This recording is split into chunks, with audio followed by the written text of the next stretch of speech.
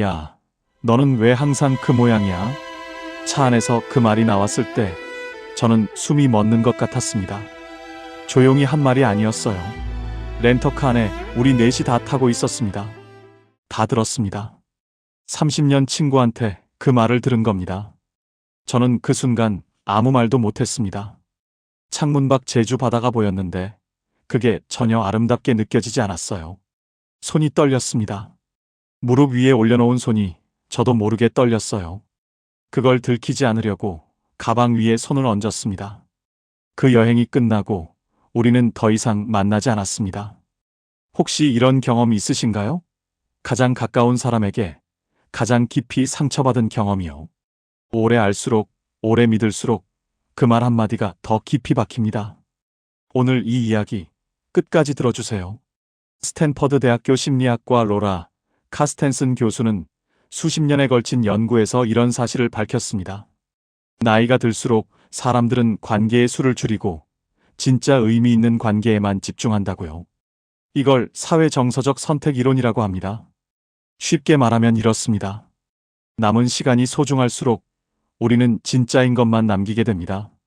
하버드 대학교 85년 연구도 같은 결론을 냈습니다.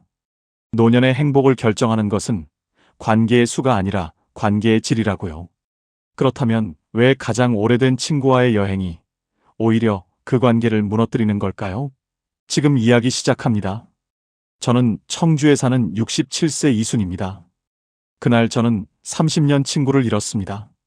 그런데 이상하게도 그 여행이 제 인생에서 가장 중요한 깨달음을 준 시간이 됐습니다.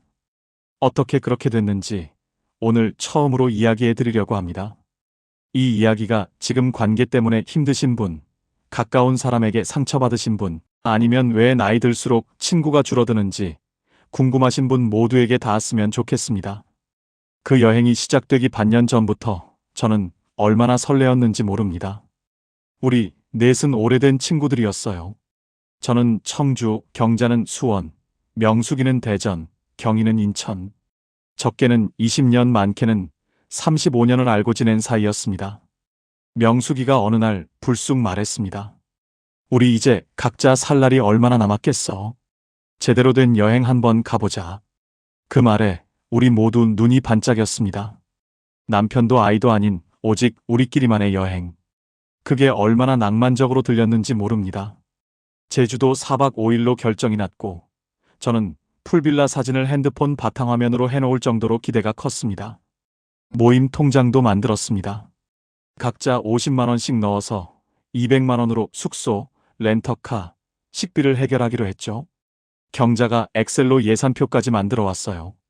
항공권도 일찍 끊어서 한 사람당 왕복 10만 원대에 해결했습니다.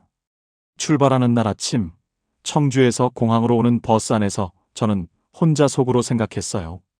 이런 게 황금 같은 노후구나. 이런 시간을 이제 더 많이 가져야지.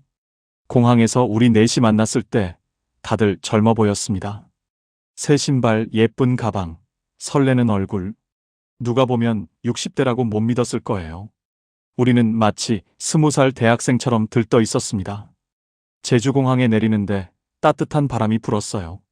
저는 그 바람을 맞으면서 속으로 말했습니다. 아, 살아있구나. 이런 게 사는 거구나. 렌터카를 타고 숙소로 가는 길, 창밖으로 유채꽃밭이 지나갔습니다. 우리 넷이 동시에 탄성을 질렀습니다. 예쁘다. 그 한마디에 차 안이 환해졌습니다. 저는 그 순간이 그렇게 좋았습니다. 이 사람들이랑 여기까지 왔구나. 살면서 이런 시간도 있구나. 여러분도 이런 설레임 느껴보신 적이 있으신가요? 오랜 친구들과 함께라는 것만으로도 가슴이 두근거리던 그 느낌이요. 그런데 그 설레임이 언제부터 금이 가기 시작하는지 우리는 미처 알지 못합니다. 저도 몰랐습니다. 유채꽃을 보며 환하게 웃던 그 순간에도 이미 균열은 시작되고 있었습니다. 풀빌라에 도착해서 짐을 풀었습니다. 방 2개에 넷이 나눠 쓰는 구조였어요. 저는 경희와 한 방을 쓰기로 했습니다. 짐을 풀면서 저는 행복했습니다. 각자의 칫솔이 나란히 욕실에 꽂히는 게 뭔가 소풍 온 아이들 같아서 웃음이 났습니다. 저녁 식사를 하러 나가기로 했는데 경자가 말했어요. 나는 회 먹고 싶은데. 명숙이가 바로 받아쳤죠. 나는 회 못 먹어, 배탈 나. 그냥 고기 먹자. 경희가 조용히 끼어들었습니다. 나 사실 돼지고기 별로인데. 사소한 거였어요. 메뉴 하나였죠. 근데 그 짧은 대화에서 이미 무언가 삐걱거리는 소리가 들렸습니다. 저는 속으로 말했습니다. 괜찮아, 여행인데. 첫날인데. 우리는 결국 고기를 먹었고 경자는 내내 뾰로통한 표정이었어요. 저는 그냥 피곤해서 그러겠지 생각하고 넘어갔습니다. 그게 첫 번째 실수였어요. 주변에 이런 분 한 분쯤 꼭 있으시죠? 자기 의견이 받아들여지지 않으면 말은 안 하지만 표정이 달라지는 분. 저는 그걸 보면서도 그냥 넘겼습니다. 그리고 그 넘김이 쌓였습니다. 둘째 날 아침이었습니다. 풀빌라 주방에서 아침을 만들고 나서 설거지를 아무도 안 하는 거예요. 저는 어색해서 제 것만 했습니다. 명숙이도 자기 것만 하고 방으로 들어가 버렸고 경자는 소파에서 유튜브를 보고 있었고 경희는 아직 자고 있었습니다. 결국 프라이팬, 냄비, 도마, 칼 전부 제가 다 닦았습니다. 그때는 그냥 제가 하면 되지 했어요. 근데 점심도 저녁도 똑같았습니다. 3일 내내 그랬어요. 저는 아무 말 안 하고 했지만 설거지를 하면서 속으로 이런 생각이 계속 들었습니다. 나는 여기서도 엄마구나. 여행까지 와서도 내가 치우고 있구나. 집에서도 여행에서도 나는 항상 치우는 사람이구나. 그 생각이 손끝까지 전해졌습니다. 물이 식어가는 것처럼 설레임도 그렇게 식어가고 있었습니다. 말하지 않은 감정은 사라지지 않습니다. 속에서 조용히 쌓입니다. 그리고 반드시 어딘가에서 터집니다. 셋째 날, 돈 문제가 수면 위로 올라왔습니다. 모임 통장이 예상보다 빠르게 줄고 있었어요. 경자가 자꾸 좋은 식당, 비싼 것을 고르다 보니 그렇게 됐습니다. 저녁을 먹으러 가는 길에 명숙이가 조심스럽게 말했습니다. 우리 오늘은 좀 저렴한 데 가면 안 될까? 경자의 표정이 순간 굳었습니다. 뭐, 그러자. 짧게 대답했는데 그 짧음 안에 많은 것이 담겨 있었어요. 저는 그 순간 공기가 달라지는 걸 느꼈습니다. 돈 이야기는 입 밖에 나오는 순간 관계를 긴장시킵니다. 우리는 그날 저녁 내내 조심스러웠습니다. 웃음이 줄었고 말이 줄었습니다. 각자 핸드폰을 보기 시작했어요. 나란히 앉아 있었지만 각자 따로 있는 것 같았습니다. 저는 음식을 먹으면서 창밖을 봤습니다. 제주 밤거리가 예뻤는데 그게 그때는 쓸쓸하게 느껴졌습니다. 그 설렘은 어디 갔을까? 유채꽃밭 앞에서 동시에 탄성을 질렀던 우리 넷은 어디 갔을까? 그리고 셋째 날 오후가 됐습니다. 제주 해안 드라이브를 하는데 경자가 속도를 자꾸 올렸어요. 고속도로에서 140km가 넘었습니다. 저는 뒷좌석에서 식은땀이 났어요. 손잡이를 꼭 잡았습니다. 경자야, 조금 천천히 가면 안 될까? 했더니 경자가 말했습니다. 야, 너는 왜 항상 그 모양이야? 겁쟁이처럼. 차 안이 순간 조용해졌습니다. 명숙이가 어색하게 웃으면서 화제를 바꾸려 했지만 저는 이미 그 말에 얼어붙어 있었습니다. 겁쟁이. 30년 친구한테 그 말을 들은 겁니다. 그것도 다 들리는 자리에서. 저는 그 다음 목적지에서 차에서 내리면서 눈물이 날 것 같았습니다. 꾹 참았어요. 여행이 아직 이틀이나 남아 있었으니까요. 관광지를 걸으면서도 그 말이 귓가에서 떠나질 않았습니다. 야, 너는 왜 항상 그 모양이야? 항상. 그 단어가 마음에 걸렸습니다. 그냥 오늘이 아니었어요. 항상이었어요. 이 친구는 나를 항상 이렇게 봐왔다는 뜻이었습니다. 30년 동안. 그 생각이 들자 발걸음이 무거워졌습니다. 예쁜 제주 풍경이 눈에 들어오지 않았어요. 저는 그날 혼자 뒤처져서 걸으면서 속으로 말했습니다. 나는 왜 아무 말도 못했을까? 왜 그냥 웃고 넘겼을까? 그런데 동시에 이런 생각도 들었습니다. 말했어도 달라졌을까? 30년이 바뀌었을까? 아마 아니었을 겁니다. 그게 더 슬펐습니다. 이런 경험, 여러분은 어떠세요? 가까운 사람의 말 한마디에 수십 년의 기억이 흔들렸던 적이 있으신가요? 가까울수록 방어막이 없어서 그 말이 더 깊이 들어옵니다. 멀리서 던진 돌보다 가까이서 던진 돌이 더 아픈 이유가 그겁니다. 그날 밤 저는 오랫동안 잠을 못 잤습니다. 창문 너머로 제주 바다 소리가 들렸어요. 파도가 쉬지 않고 왔다가 갔습니다. 그 소리가 그때는 전혀 아름답게 느껴지지 않았습니다. 옆방에서 경자의 숨소리가 들렸어요. 편하게 자고 있었습니다. 저는 그 숨소리를 들으면서 이런 생각이 들었습니다. 이 사람은 자기가 한 말을 기억이나 할까? 나는 이렇게 뜬 눈으로 누워 있는데 이 사람은 아무렇지도 않게 자고 있구나. 억울했습니다. 슬프기도 했고 억울하기도 했습니다. 나는 왜 여기 있는 걸까? 이 사람들이 나를 어떻게 생각하는 걸까? 30년을 알았는데 나는 그동안 이 사람 속에 있는 이걸 한 번도 본 적이 없는 건가? 그런 생각들이 물밀듯이 밀려왔어요. 눈물이 났습니다. 소리 없이 혼자 제주 바다 소리를 들으면서 울었어요. 이불을 끌어당겨서 얼굴을 묻었습니다. 소리가 새어나올까봐. 그 밤이 지금도 생생합니다. 그런데 그 눈물 속에서 한 가지가 선명해졌습니다.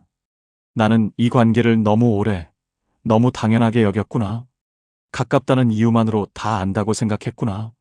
그게 아니었습니다. 나는 30년을 알았지만 사실은 잘 몰랐던 거예요. 좋은 기억만 쌓아왔던 것이고 불편한 진실은 한 번도 마주친 적이 없었던 거죠. 여행이 그 진실을 꺼내놓은 겁니다.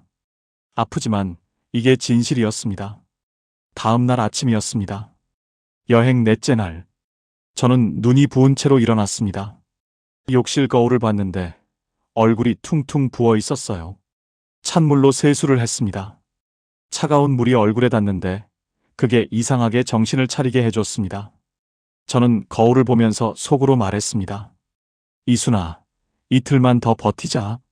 집에 가면 된다. 아침을 먹으러 나갔더니 경자가 이미 소파에 앉아 있었습니다. 눈이 마주쳤어요. 경자는 그냥 아무렇지 않게 말했습니다.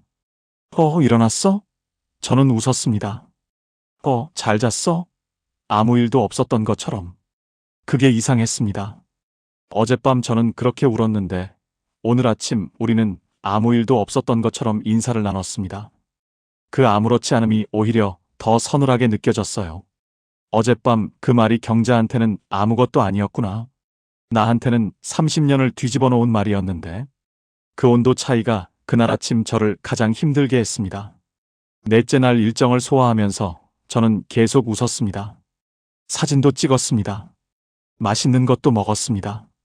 그런데 그 웃음이 얼마나 힘든 웃음이었는지 나만 알았습니다. 일행이 떠들고 웃는 사이 저는 혼자 조용히 생각했습니다. 집에 가면 어떻게 하지? 이 사람들을 어떻게 대해야 하지? 아니, 이 사람들을 계속 만나야 하는 건가?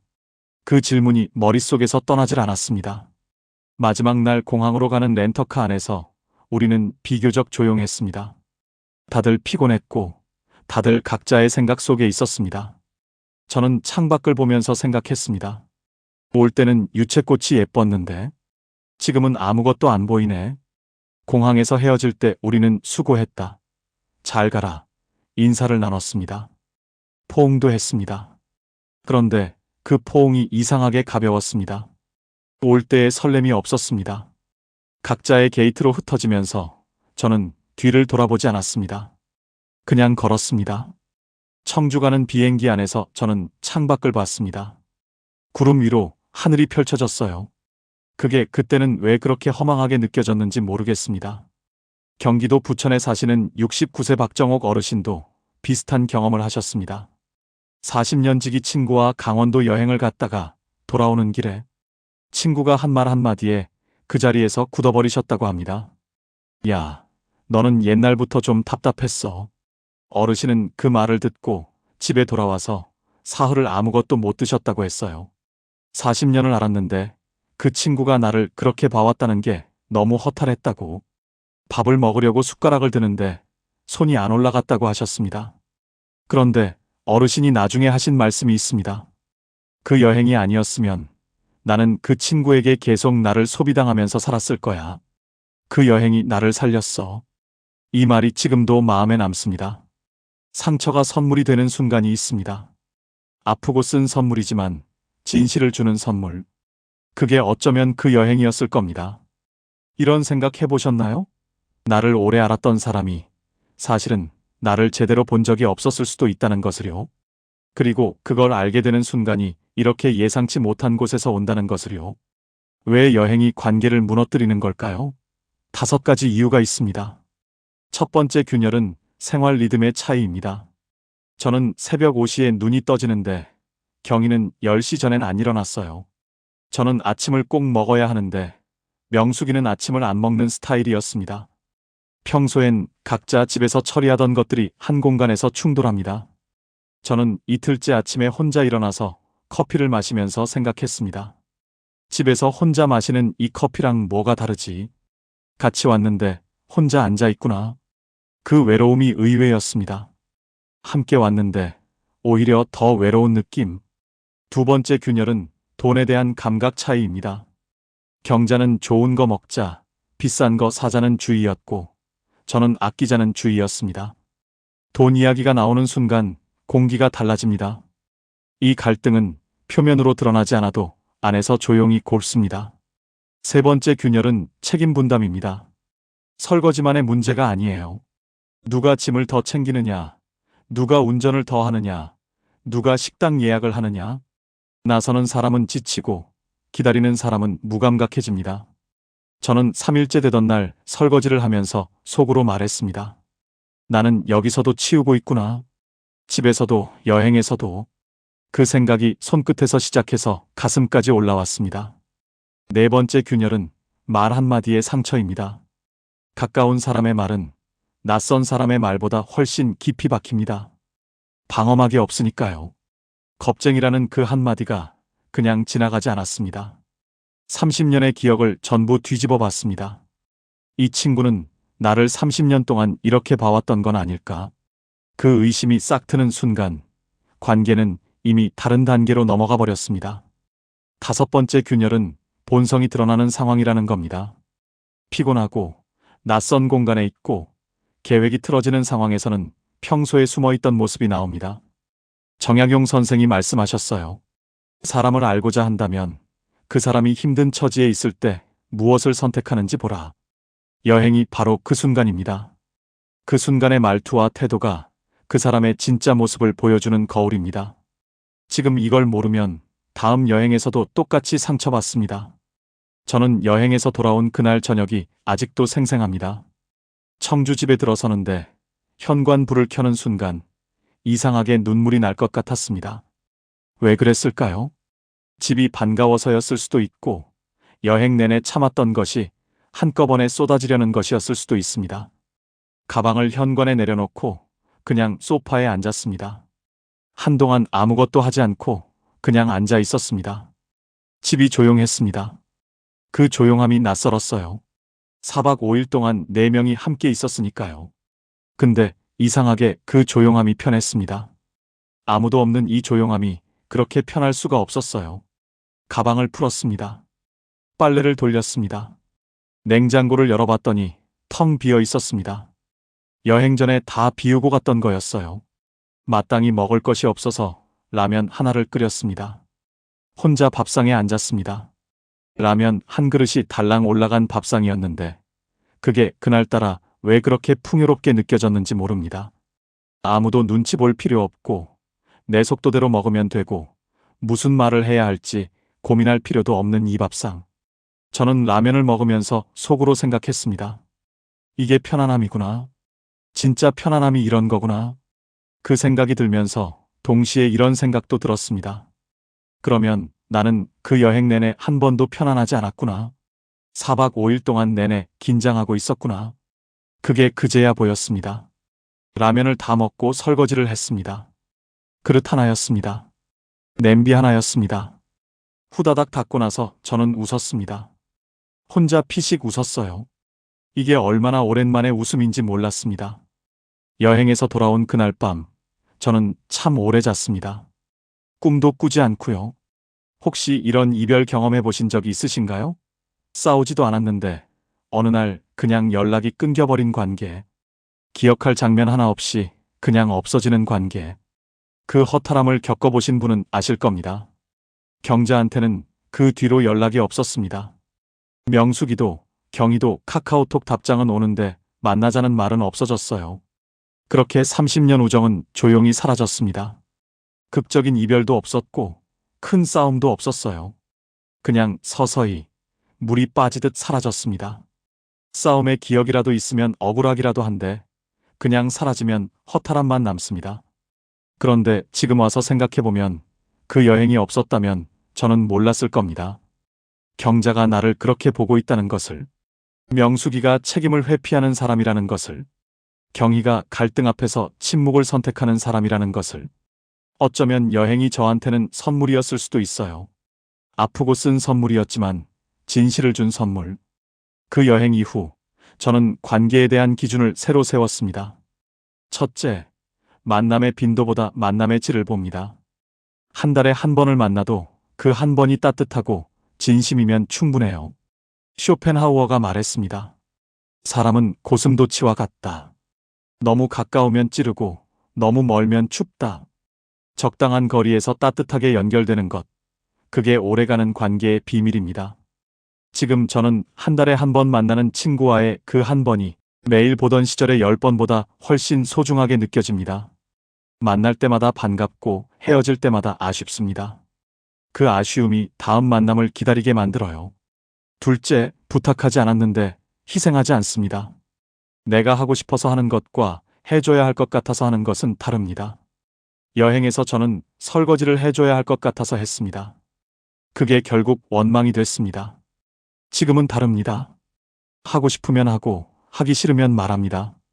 그게 오히려 관계를 더 깨끗하게 유지해줍니다. 셋째, 말 한마디에 담긴 태도를 봅니다. 어려운 상황에서 나한테 어떻게 말하는지가 그 사람의 진심입니다. 말투는 마음을 담는 그릇이에요.